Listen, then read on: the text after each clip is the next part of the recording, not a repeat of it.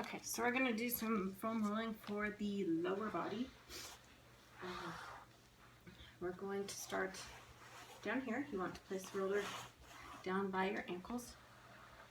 And the principles of foam rolling is that it works to lengthen the muscle. We're working adhesions and sore spots out of the muscle.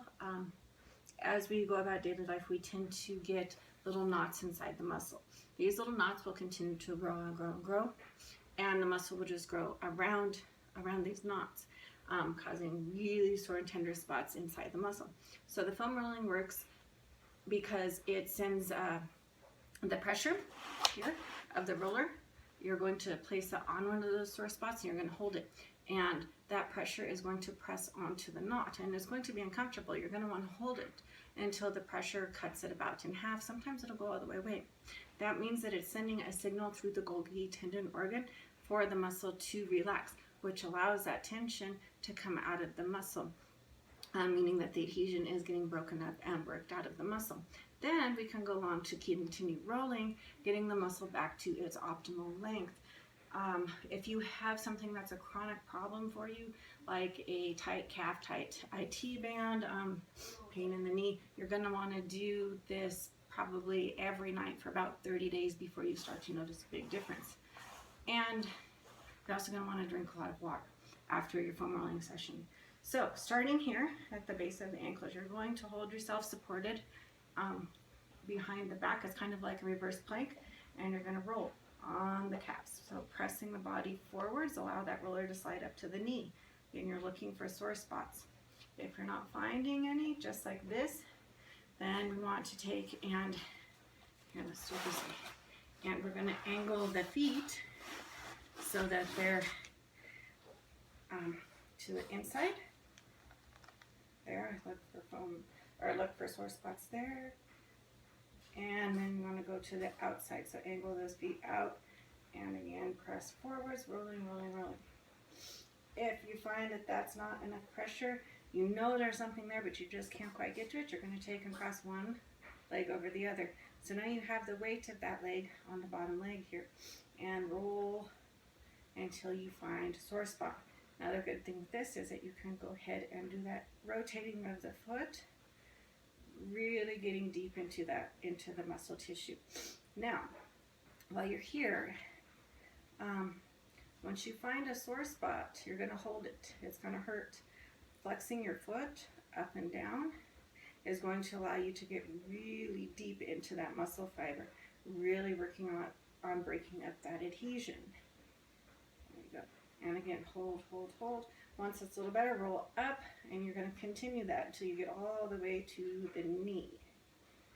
There's one. And again, you can put the foot out towards the side. Sometimes you'll get a muscle that just wants to slide. Go back and find it. It needs that's a sore spot that needs to get worked out. Again, flex the foot, really working on that knot, and good. Then I'm going to take and do the back of the leg. So likewise, hold yourself up from the back, roll forwards up to the glutes. This is for the hamstrings. I personally don't feel a lot here unless I get myself all the way up and have the roller positioned right where the glute and the hamstring go together. Then, let me see if I can slide back a little bit so you can see the feet. So I'm seated up here, and the foam roller is sitting right where the glutes and the hamstrings go together, and it's pretty tender. I want to flex the feet up and lean forwards, really letting that foam roller get into that tie-in spot between the glutes and the hamstrings. That's another really good spot that should help your squat as well. And again, we're going to hold. Good. Now while we're here, we're going to work on the piriformis. That's a muscle inside the hip. So sit on your foam roller, take the bottom leg, lean over onto the side of the glute muscle. Now, depending on your soreness, sometimes you can just roll around and those kind of get out of there quickly. Sometimes you'll find one you need to hold because it's really sore. If you need more pressure, you can cross the leg over. That's not usually something I I need, but everyone's different. Okay, then we're going to work on the IT band. That's the tendon band that runs from the outside of the knee up to the hip. So position the roller at the hip joint, take your top leg, push, and then you're going to drag the bottom leg along the roller. So again, you're looking for those sore spots. Once you find them, you want to hold it. If it's just generally sore, you can go ahead and roll up and down, but there is probably sore spots and you need to get those out. It's very important. So hold, hold, hold. If you want more pressure, stack the legs. That gives you all the weight.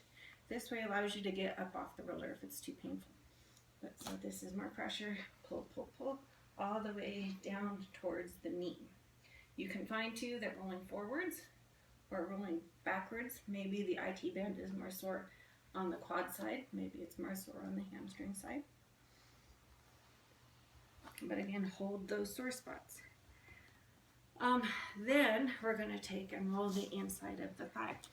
So long roller, you're going to lie down next to it, leg goes over, and you're going to start right above the knee and roll in towards the hip joint. And again, looking for those sore spots. I'm thinking you should have one right about there, right about here, and then possibly up inside the thigh more, up by the hip joint. Okay, so you want to make sure that you do both legs, so both IT bands, both inner thighs. Make sure you get both calves. I'm thinking, if I remember correctly, that your knee, the one that's hurt, that one is going to be way more tight on the calf and the IT band. Now, this is for the front of the leg. Starting at the hip joints, you're having the roller right there on the hip flexors, across the pubic bone, and you can hang out there for a while if it feels tight, and then you're going to drag your body forwards like doing a little army crawl. And again, looking for those sore spots. And again, here on the front of the leg, the quad, angling the feet outwards or inwards, is going to allow, is going to allow you to hit the muscle from a different angle, as well as getting deeper into muscle fibers. That is sore. You do not want to roll the knee itself, so bend the legs up right before you get to the knee, but you can go ahead and roll all the way down there. But just don't roll over the knee joint itself. Okay, and then I'll show you the one for the hip flexor, and because those are probably tight from sitting at work. So you want to take the foam roller and you're going to put it right here, right there on the front of the hip joint. So you want to take the edge of it, and what you're going to do is roll down the leg to about right there. And we're going to be rolling the psoas. The psoas is the hip flexor muscle, and this one gets tight from sitting, from doing ab work, from running. But it goes from about here in the thigh all the way up here into that abdominal cavity. Hold your leg on. So you want to place that edge of the roller there. You're going to push yourself up, and mine is tight. And again, look for that sore spot. And you're using just kind of the edge of the roller, and you can tilt the body to the side more or to the inside, whichever way is you're feeling like you're getting more of a massage on the hip flexor, but making sure that you hold those sore spots. If you can't hold it until the tension cuts in half, at least get 20 seconds and then get off it and go back to it, okay? All right, so that should help.